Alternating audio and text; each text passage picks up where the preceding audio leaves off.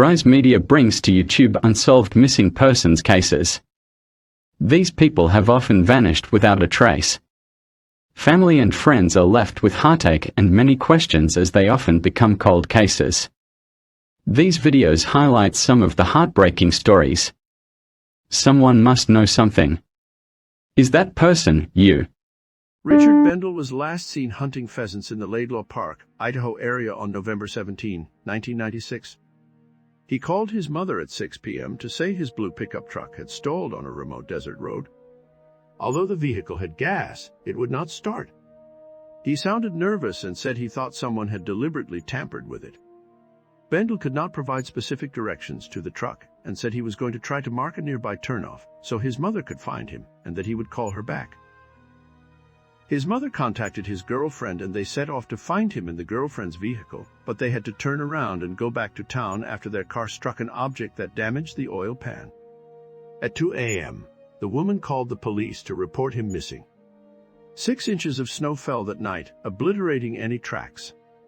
The next morning, search and rescue found Bendele's truck was near the Laidlaw Corral area north of Rupert, Idaho. The window was smashed and there was glass on the ground. Bendele's coat, cellular phone, and his deceased father's shotgun he had borrowed were inside it. The truck's battery was broken and tipped upside down. A photo of a similar vehicle is posted with this case summary. Bendele's mother did not think he would have left his father's shotgun unattended. He would always take it right back to his mother's house after he was done using it.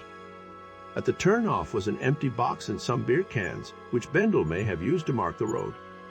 An extensive search of the area turned up no other evidence except a right-hand leather glove, a right-hand friar glove of the kind Bendele used at work, and one of his new sneakers. Bendele worked in a supervisory position at the J.R. Simplot, a potato processing plant in Highburn, Idaho, when he disappeared. His last paycheck was direct deposited in his bank account after he went missing, but the money was never touched. His hobbies include hunting and fishing. He was going through a divorce and had been living with his girlfriend and her 3 children in Burley, Idaho for about 10 months. His own 2 children lived with their mother.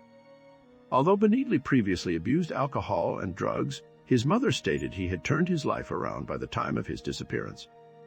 He did not have any money or extra clothes when he went missing, although he did have a cellular phone. Authorities suspect he may have been taken against his will. On the surface, this appears to be a cut and dry case of someone becoming lost and dying in the elements. Unfortunately, many people have come to this beautiful state to enjoy its vast deserts and dense forests, only to succumb to the elements. However, one thing that fascinates about this case is that law enforcement is convinced that he was taken against his will. They have never publicly released their evidence to this claim, nor have they mentioned any persons of interest. Local rumors do not implicate anyone. Even if Rick had enemies, it is hard to believe that they would follow him out to the middle of nowhere on a cold November night to harm him. There were no active serial killers in this area at this time either. What happened to Rick Bendele? If you believe that he died from exposure, how do you think it happened? If you believe that he was met with foul play, what do you think led to that, and who would be the persons of interest? Leave a comment.